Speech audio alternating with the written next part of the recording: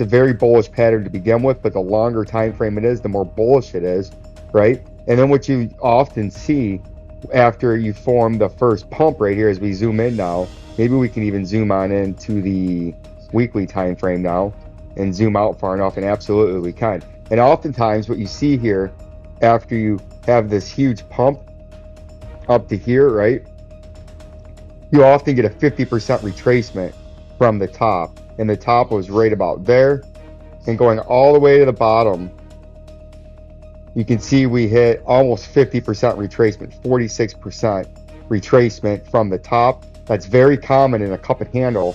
And then you can see here's where we back tested.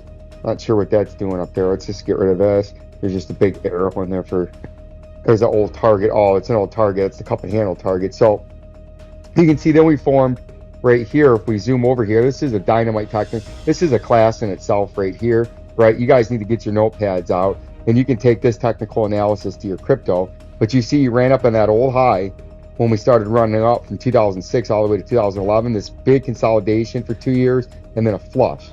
And then you can see it form that rounding bottom, a 46%, almost a 50% retracement, which is common, and then a big pump up, and then you just breached the old high by a little bit when you got to 2075. So you breached it by about $100, very bullish. Then you form this down and sideways consolidation, ultimate bullish, and this would be the handle. So this is the pump up, the rounding bottom forms the cup, comes up to the neckline, which is the old high, forms a down and sideways consolidation, very bullish, but that's the handle. And this is the bullish part, where if you can re-break this neckline that you hit once and twice, and now a third time, and you've consolidated again, if you can break this neckline, that's ultimate bullish. And a targeted move out of there would be from the bottom of the cup to the neckline to the point of a breakout.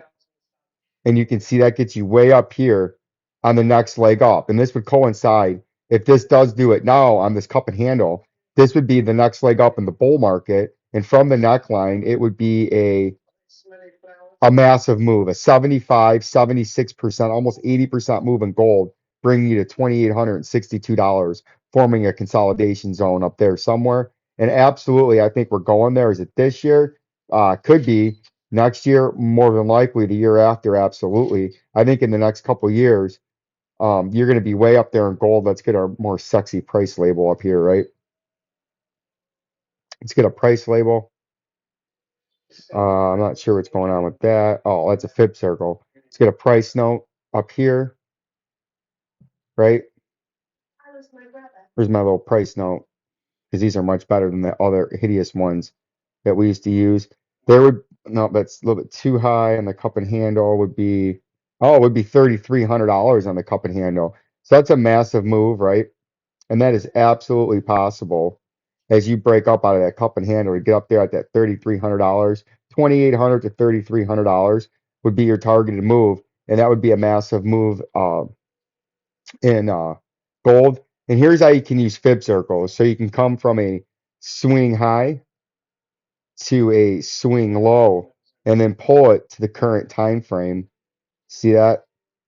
Look how beautiful that lines up, and you can see it gives you your upper resistance right there, and you had your lower support on the ring below it. And then I like to put that into dim it out, and then you can go from a swing low to a swing high and leave it at that current area, and then change the color on this to make it like that. You need to make it like a light, not like that either. We already have blue.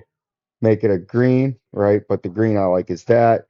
And then lock it. And now that gives you overhead resistance, right? And then underneath support too. But it gives you multiple areas on your way up to your upper target where you could get rejected, right? If you see what I'm talking about there. And then you could even do a localized fib circle, right? Where you go from the last recent swing low to the swing high, and that just gives you even more support and resistance zones, and then you lock it. And then as you zoom in and go from the weekly to the daily, you can see now, look at that, you hit the one fib circle right here beautifully. See that? Hit it beautifully, then you got traded down, and then you got supported along your support line in the moving averages. So not another pump up. You have two lines right here, the blue ring and the red ring that would act as resistance, right?